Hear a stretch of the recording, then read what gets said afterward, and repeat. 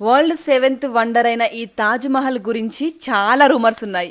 తాజ్ మహల్ కట్టిన తర్వాత షాజహాన్ కట్టిన వారి చేతులు నరికేశారని చెప్పేసి మనము చాలా చోట్ల వినే ఉంటాము. అసలు అక్కడి వాళ్ళు ఏమనుకుంటున్నారు, నిజంగా అలా చేశాడా లేదా అనేది ఈ వీడియోలో ఎండ్ వరకు చూడండి. అంతేకాకుండా షాజహాన్ చనిపోవడానికి గల కారణము వాళ్ళ కొడుకే అని అంటారు. Is that correct? అయితే ఈ వీడియో చూడాల్సిందే. ఇంకో విషయం తెలుసా, షాజహాన్ వారసులు ఇంకా బ్రతికే ఉన్నారు, అది కూడా మన హైదరాబాద్ లో. చలో వీడియోలోకి వెళ్ళిపోదాము. హలో అండి, నమస్తే, వెల్కమ్ టు స్వాతి ముచ్చట్లు. వీడియోని ఫస్ట్ టైం చూస్తున్న వాళ్ళు ఇంకా సబ్స్క్రైబ్ చేయకపోతే ప్లీజ్ సబ్స్క్రైబ్ చేసి వీడియోకి లైక్ చేయండి. ఈ తాజ్ మహల్ ని ఎప్పుడెప్పుడు చూద్దామా అని ఉండే, ఇన్నాళ్ళకి కోరిక నెరవేరింది. ఆగ్రాకైతే వచ్చేసినాము రాజధాని ఎక్స్ప్రెస్ లో. దిగగానే ఇక్కడ చలి అయితే స్టార్ట్ అయిందండి. 10 డిగ్రీలు ఉంది. చలి మాత్రం బీభత్సంగా ఉంది. పొద్దున్నే 6 గంటలకి సంబరం అవుతుంది. నీకు మాస్క్ అయి జలుబులేస్తుంది మళ్ళీ. మనం ఏమో గ్లౌజులు కొనుక్కోలే కదా, చేతులు రెడ్ అయిపోయినాయి. ఇప్పుడు కొనుక్కుందాం ఈరోజు. ట్రైన్ దిగిన వెంటనే అక్కడ తెల్లవారుజామున కాబట్టి క్యాబులు బుక్ చేసుకోవడానికి సేఫ్ సైడ్గా ఆగ్రాలో సైడ్కి మనకి పోలీస్ వాళ్ళే, అక్కడికి వెళ్ళి మనం డైరెక్ట్ బుక్ చేసుకోవచ్చు అండి. అక్కడ ప్రభుత్వం పోలీస్ వాళ్ళని నియమించింది. అక్కడికి వెళ్ళి డైరెక్ట్ బుక్ చేసుకుంటే క్యాబ్ వాళ్ళని మనతో పాటు పంపిస్తారు. ఆ రోజు రైడ్ అంతా కూడా కావాలంటే, మాకు తాజ్ మహల్ ఆగ్రా అంతా చుట్టేయాలంటే డే వైజ్గా మొత్తం ఎంత అయిద్దో కూడా సో డీటెయిల్గా అక్కడ చెప్తారు. మనకు ఆ ప్యాకేజ్ నచ్చితే వీళ్ళే మనకి వస్తారనమాట, ఈ క్యాబ్ డ్రైవర్లే. సో అది బాగా నచ్చింది. అంటే ఎక్కడో తెలియని ప్లేస్లలో మనం ఎవరెవరినో నమ్మి వెళ్లే బదులు అక్కడ గవర్నమెంట్ నియమించిన పోలీస్ వాళ్ళ తరపున వెళ్తే బెటర్ కదా. ఇంకా అక్కడ నుండి మేమైతే హోటల్కి వచ్చేసినామండి. మొత్తం ఆ రోజు 2500 అనుకుంటా. సో ఆగ్రా అంతా కూడా చుట్టేయించడానికి. ఇక్కడ హోటల్ అయితే మేము ముందే బుక్ చేసుకున్నాము, ద ఆర్ఎస్ గ్రాండ్ హోటల్. ఇక్కడ హోటల్స్ వచ్చేసి ఎక్కడైనా కూడా 11 to 11 చెక్అవుట్ కదండి. ఇంకా 11 o'clock మేము ట్రైన్లోనే ఉన్నాము. మార్నింగ్ 3కి దిగాల్సిన మేము 6:15కి దిగిన తర్వాత అక్కడ నుంచి ఇక్కడికి రావడానికి ఒక 20 minutes టైం పట్టింది. ఇంకా వచ్చి రెస్ట్ తీసుకోవడానికి టైమే లేదు. ఫ్రెష్ అయిపోయినాం అనమాట. రూమ్లో స్పెండ్ చేయలేకపోయినాము, బట్ అమౌంట్ అయితే కట్టేసినాము. ఇక్కడికి రాగానే ఫస్ట్ ఇక్కడ వాతావరణానికి అలవాటు పడడానికే కాస్త టైం పట్టింది. మనము హైదరాబాద్లో ఉండి, అంటే మనకి ఇక్కడ వెదర్ అలవాటు అయిన తర్వాత అక్కడికి వెళ్ళిన తర్వాత కొంచెం కూల్గా అనిపించేసరికి ఏంటంటే తట్టుకోలేకపోయినాము ఫస్ట్. మళ్ళీ మేము స్వెటర్లు అవన్నీ కూడా ఢిల్లీలోనే షాపింగ్ చేద్దాము, అక్కడ తక్కువ కాస్ట్కి ఉంటాయనే మైండ్ సెట్తో వెళ్ళిపోయినాం అనమాట. ఈవెన్ గ్లౌజెస్ కూడా తీసుకెళ్ళలేదు. చేతులు అయితే ఫుల్ రెడ్ అయిపోతున్నాయి. అంటే ఏమంటారంటే ఈడ్స్కి వస్తాయి అంటారు కదా, అట్లా అయిపోతున్నాయి మొత్తము. ఇంటికాడ షూస్ వేసుకొచ్చుకోకుండా స్టైల్గా చెప్పులు వేసుకొచ్చుకున్నాము. ఇక చేతులు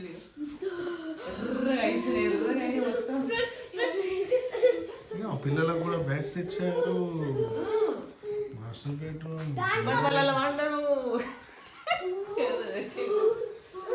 ఇంకా సలని కూర్చుంటే వచ్చింది తిరగడానికే కదా, మరి తిరగడం అవ్వదు కదా. అందుకని చెప్పేసి ఒకరి తర్వాత ఒకరు ఫ్రెష్ అయిపోయి నేనైతే బ్రేక్ఫాస్ట్ ఇక్కడే చేస్తున్నాను. ఎందుకంటే నా చేతితోని వండుకున్న టమాటా పచ్చడి, ఆలూ ఫ్రై, పూరి అట్లనే ఉన్నాయి అనమాట. ఈరోజు ఇక్కడ హోటల్లో కూడా బ్రేక్ఫాస్ట్ పెడుతున్నారు. కాకపోతే ఆ బ్రెడ్ జాము, ఆలు, వాళ్ళు వండిన కూరలు తినడానికి, అది కూడా నా చేతి ఫుడ్ పక్కన ఉన్నప్పుడు ఈ హోటల్లో ఫుడ్ తినడానికి అంతగా ఇష్టపడను. బట్ టమాటా పచ్చడి మస్తు వచ్చింది అనమాట ఈసారి. కొంచెం నేను పచ్చళ్ళ పిచ్చిదాను అనమాట. ఇంకా అక్కడ నుంచి లగేజ్తోనే బయలుదేరిపోవాలి. ఇప్పుడు పైకి వెళ్ళి టిఫిన్ చేసేసి లగేజ్ తీసుకొని ఇప్పుడు ఆగ్రా అంతా తిరిగేద్దాం, వచ్చేయండి. బ్రేక్ఫాస్ట్ అంటే వాళ్ళ స్టైల్లో బాగానే ఉంది, వాళ్ళకి అది నచ్చుది కావచ్చు. కానీ మనకు కొంచెం అంటే మన ఫుడ్కి ఆ ఫుడ్ అంతగా ఇష్టం ఉండదు. కానీ వన్స్ ఒకసారి మనము బయట ట్రిప్స్కి వెళ్తున్నామంటే అన్నింటికి అలవాటు పడ్డ తర్వాతనే వెళ్ళాల్సి వస్తుంది. అన్ని దగ్గర అన్ని చోట్లలో మనకు నచ్చిన ఫుడ్ ఉండదు కదా. చలో స్టార్ట్ అయిపోదాం రండి.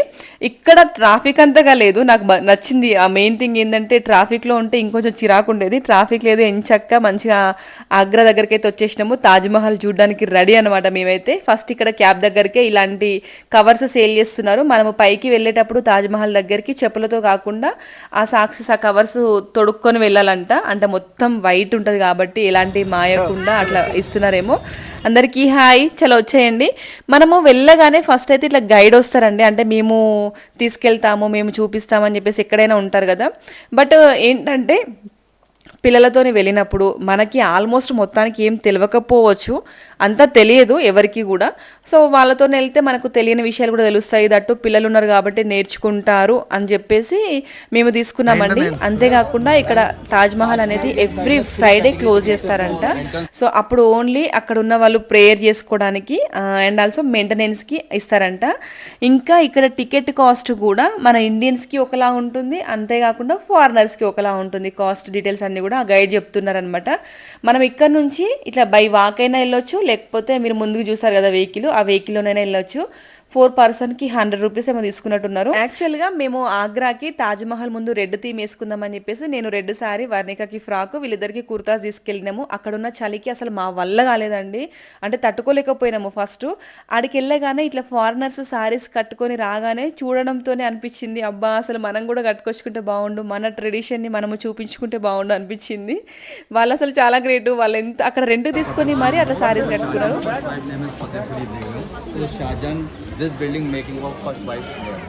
మనము ఎంట్రీ అవ్వగానే ఫస్ట్ గేట్ కనిపిస్తుంది, మీకు ఇందాక చూపించింది ఏంటంటే first wife, Shah Jahan first wife యొక్క సమాధి. అట్లాగే మనం స్టేట్ వెళ్ళినామంటే మొత్తం ఇట్లా ఎర్రకోట లెక్క, ఇవైతే చాలా బాగున్నాయి అనమాట కట్టడాలు.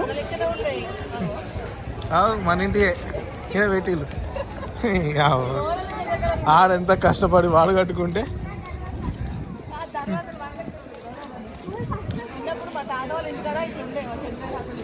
కొండి ఇందాక నడుచుకుంటూ వచ్చినాం కదా, అవన్నీ కూడా తాజ్మహల్ కట్టేటప్పుడు ఆ కట్టడానికి వచ్చిన వర్కర్స్కి ముందు ఇదంతా కూడా అరేంజ్ చేసిన తర్వాత ఆ కట్టడాల తర్వాతనే తాజ్మహల్ స్టార్ట్ చేశారంటండి. తాజ్మహల్ కట్టడానికి 22 ఇయర్స్ పట్టిందంట. ఆ 22 ఇయర్స్ కూడా మనకి గుర్తుండాలి అని చెప్పేసి ఆ 22 ఇయర్స్ కూడా కట్టడంలో వచ్చేటట్టు నిర్మించిందండి. రండి ఒకసారి చూపిస్తా వీడియోలో. మీకు ఎంతవరకు తెలుసో కామెంట్ చేయండి ఖచ్చితంగా ముందే. About 32 metre. इस गेट की जो बिगेस्ट ब्यूटी है, इस गेट को फुली जो डेकोरेट किया गया है वो फुली इनले वर्क से किया गया है। తాజ్మహల్ పైన చెక్కిన ప్రతిదీ కూడా ఏది కూడా పెయింట్ కాదండి. గైడ్ అయితే చాలా బాగా ఎక్స్ప్లెయిన్ చేస్తారు. ఎక్స్ప్లెయిన్ చేస్తూనే ఆ పైన వైట్వి కనిపిస్తున్నది కదా, మీకు జూమ్ చేసి చూపిస్తున్నాను, అవి ఎన్నో కౌంట్ చేయమన్నారండి. అవి ఎందుకు కౌంట్ చేయమంటున్నారా అని చెప్పేసి అనుకున్నాము. ఫస్ట్ ఇద్దరం అయితే కౌంట్ చేసాము. సో మనకి ముందు పక్క వెనకాల పక్క సేమ్ ఉంటుంది, ఏ పక్క నుంచి చూసినా తాజ్మహల్ అనేది సేమ్ ఉంటుంది. అవి 11 ఉన్నాయండి. 11 + 11 22 చూసారు కదా, 22 ఇయర్స్ అయింది కంప్లీట్ అని చెప్పేసి ఇటుపక్క 11 అటుపక్క 11 పెట్టిళ్ళు. రియల్గా అట్లా చెప్పగానే షాక్ అయిపోయినాం అనమాట. అంటే పిల్లలకి కూడా ఇంకా బండ గుర్తుండిపోతుంది ఇలాంటి విషయాలు చెప్తే, ఎన్ని ఇయర్స్ అయిపోయిందని చెప్పేసి. దట్టు ఓన్లీ తాజ్మహల్ని బిల్డ్ చేయడానికే మనకి 17 ఇయర్స్ టైం పట్టిందటండి. ఆ 17 ఇయర్స్ని కూడా ఎట్లా గుర్తు పెట్టుకోవాలో తాజ్మహల్ లోపలికి ఎంట్రీ అయిపోయిన తర్వాత దానికి కూడా ఒక రీజన్ ఉంది.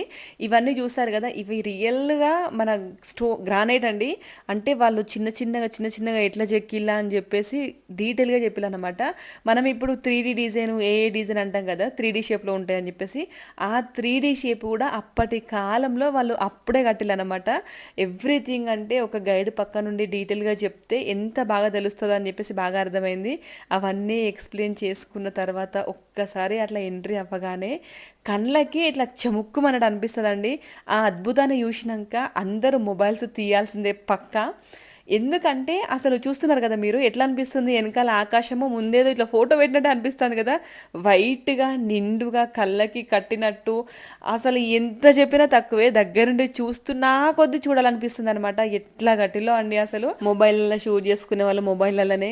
కానీ నాకు అనిపించింది ఏంటంటే, ఇప్పుడు వీడియో ఎడిట్ చేస్తున్న తర్వాత కూడా అక్కడ తీసుకున్నంత కూడా ఈ కెమెరాలో క్యాప్చర్ అవ్వట్లేదేమో అని చెప్పేసి ఒకసారి లైవ్గా చూడాల్సిందే అని. ఇంకా చాలా మంది విజిటర్స్ వస్తారు కదండి, ఫారినర్స్ కూడా ఎక్కువ వస్తున్నారు. అక్కడ ఈ శారీస్ రెంట్ దొరుకుతున్నాయి అనమాట. వాళ్ళు ఎంత ఇష్టపడుతున్నారో మన ట్రెడిషనల్ని వాళ్ళు ఫాలో అవ్వడానికి.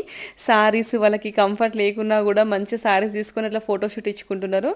ఇంకా అసలైన ముచ్చట ఏంటంటే 143 फीट है बॉटम टू टॉप तक। एंड आप जो टावर सीन करते हैं, एवरी टावर का हाइट 176 फीट है एंड इस बिल्कुल फुली स्क्वायर के अंदर बनाया गया है। सो 320, 320, 324 साइड से सेम है। ये सब लोग बोलते हैं ना भैया, अभी हम लोग पूछा ना, ये शाहजहां ये होने के बाद कैसा उन लोग बनाया, उसका हाथ पूरा नहीं काटा गया। एक्चुअली राजा ने या शाहजहां ने किसी वर्कर्स का हाथ नहीं काटा गया था। जिस बिल्डिंग के साथ रूमर्स चलता है, हाँ, वो तो आते जिस हैं। वर्कर्स लोगों ने ताजमहल बनाया था, आफ्टर बिल्डिंग कंप्लीट होने के बाद शाहजहां ने और वर्कर्स के हैंड कटे। हाँ। तो ऐसा नहीं था, कोई भी राजा 20,000 वर्कर्स के हैंड कट नहीं करा सकता। आफ्टर अपनी वाइफ की डेथ इतना बड़ा मकबरा बना सकता, वो 20,000 पीपल्स के कैसे हाथ काट सकता है।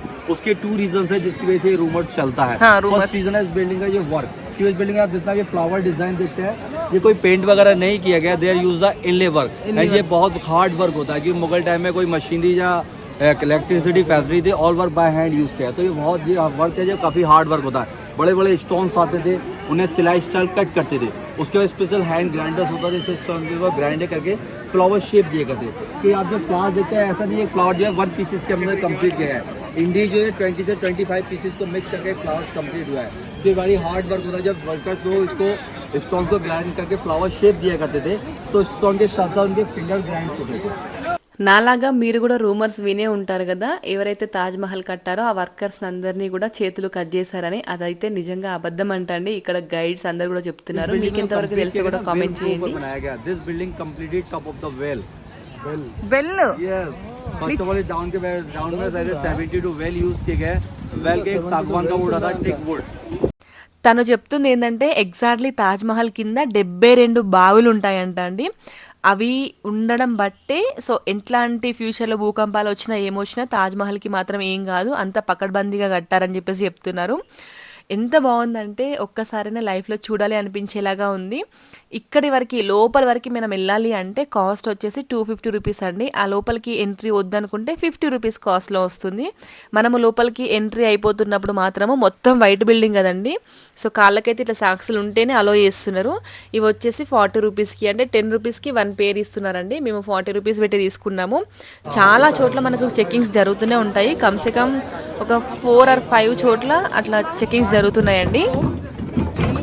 4, 5, 6, 7, 8, 9, 10, 11, 12, 13, 14, 15, 16, 17, 18, 19, 20, 21, 22. తాజ్ మహల్ కట్టడానికి 22 ఇయర్స్ అయిందని చెప్పాను కదా. ఇక్కడ స్టెప్స్ కూడా అన్ని స్టెప్స్ అరేంజ్ చేశారండి. తాజ్ మహల్ పక్కనే మనకి ఇట్లా యమునా రివర్ ఉంటుంది. అంతా కూడా అసలు ఒక కళలాగా అనిపించింది అనమాట. అంత బాగుంది తాజ్ మహల్ అంతా కూడా. సో మస్త్ అనిపించిండే. ఓన్లీ వైట్ బిల్డింగ్ని కట్టడానికి 17 ఇయర్స్ టైం పట్టిందంటండి. సో ఆ 17 ఇయర్స్ గుర్తుండడానికి కూడా తాజ్ మహల్ ముందే ఇట్లా మొత్తం ఒక వాటర్ ఫౌంటైన్ లాగా ఉంది కదా, అందులో ఉండే వాటర్ వచ్చడానికి ఉండే ఆ పైపులన్నీ కూడా 17 అరేంజ్ చేశారు. సో అట్లా 17 ఇయర్స్ పట్టింది అని చెప్పేసి ప్రతి ఒక్కటి బాగా ఎక్స్ప్లెయిన్ చేశారు. బాగుంది, చూసాము. మీలో ఎంతమంది చూసారో కామెంట్ చేయండి. ఇంకా లోపలికి వెళ్ళినాక వీడియో అలో లేదన్నారు, కొంచెం నేను అట్లా తీశాను అనమాట. యాక్చువల్గా మనం చూస్తుంది షాజహాన్ ముంతాజ్ ఇద్దరి సమాధులు అండి. కాకపోతే ఇవి డూప్లికేట్. ఎగ్జాక్ట్లీ ఇదే ప్లేస్లో కింద ఉంటాయంట. అది ఓన్లీ వాళ్ళు చనిపోయిన రోజు మాత్రమే అలో చేస్తారంట. మన దేశానికి ఇంత గుర్తింపు వచ్చిన తాజ్ మహల్ కట్టిన షాజహాన్ గారికి కూడా వాళ్ళ కొడుకు హౌస్ అరెస్ట్ చేసి వాటర్ కూడా ఇవ్వకుండా అట్లా తను చనిపోయిందంటండి. ఎందుకంటే ఎగ్జాక్ట్లీ తాజ్ మహల్కి వెనకాలనే యమునా రివర్ ఉంటుంది. సో దాని ఆపోజిట్లో మనకు కనిపిస్తుంది కదా, అక్కడ సినిమా షూట్స్ జరుగుతాయంట. ఎగ్జాక్ట్లీ అక్కడ షాజహాన్ గారు తను చనిపోయినప్పుడు అక్కడ బ్లాక్ స్టోన్స్తోని నిర్మించాలి అనుకున్నాడంట. అప్పుడు ఆ సీజన్లో ఇది నిర్మించినప్పుడే 4 crores అట్లా ఖర్చు అయినాయి. మళ్ళీ దానికి కూడా ఖర్చు పెడతావా అన్న రేంజ్లో వాళ్ళ కొడుకు హౌస్ అరెస్ట్ చేశారంట. ఈ స్టోరీ కూడా ఉంది, మనం వికీపీడియాలో చూసినా కూడా క్లియర్గా కనిపిస్తుంది అనమాట. అలాంటి వాళ్ళకి అలాంటి బాధలు తప్పలేదు అనిపించింది. కానీ ఇలాంటి తాజ్మహల్ ఒకటి అప్పుడు కట్టుండకపోతే మన దేశానికి అంత గుర్తింపు వచ్చేది కాదు కదా అనిపిస్తుంది. అప్పుడు వాళ్ళు అంత డేర్ స్టెప్ వేశారు కాబట్టి మన దేశం గర్వంగా చెప్పుకోవడానికి ఇలాంటి ప్లేసెస్, ఎన్నో ప్లేసెస్ మన భారతదేశంలో ఉన్నాయండి. సో ఇవి మనము చూపిస్తూ మన పిల్లలకి నేర్పించాలి. ఎవరైనా వెళ్ళకపోతే ఒకసారి విజిట్ చేయండి. ఆగ్రా రీజనబుల్ కాస్ట్లోనే ఉంటుంది. ఒక ఫుల్ ఫ్యామిలీ వెళ్ళాలంటే ఒక 10,000 పెట్టుకుంటే కూడా ఆగ్రా వెళ్ళి చూసి రావచ్చండి. అట్లాగే వీడియో నచ్చితే లైక్ చేయండి, సబ్స్క్రైబ్ చేయండి. తెలియని ఇన్ఫర్మేషన్ తెలుసుకుంటే ఖచ్చితంగా కామెంట్ చేయండి. ఆగ్రాలో ఇంకా ఏమేం ప్లేసెస్ చూసామో కూడా ఖచ్చితంగా నేను నెక్స్ట్ వీడియోలో అప్లోడ్ చేస్తాను. ఫ్యామిలీ में कुछ है Mughal family? Actually Mughal families में कोई नहीं है. एक मैंने बताया था जो आपके हैदराबाद में रहते हैं, याकूब हबीबुद्दीन तूसी हैं. आप गूगल पे सर्च करेंगे वो आएगा, कि गवर्नमेंट भी मानती है कि वो मुगल जनरेशन में है. बट मुगल जनरेशन से लिविंग करते हैं तो उसका मतलब बिलोंग करते हैं तो उसका मतलब ये नहीं कि बिल्डिंग का उन्हें शेयर देती है इंडियन गवर्नमेंट. नहीं, शेयरिंग नहीं है. पूरा ऑल जितना इसका जितना भी पासा है वो गवर्नमेंट के अंडर जाता है. कोई उनको शेयरिंग है. बट हाँ वो मुगल जनरेशन से बिलोंग करते हैं, इसलिए उनको थोड़ा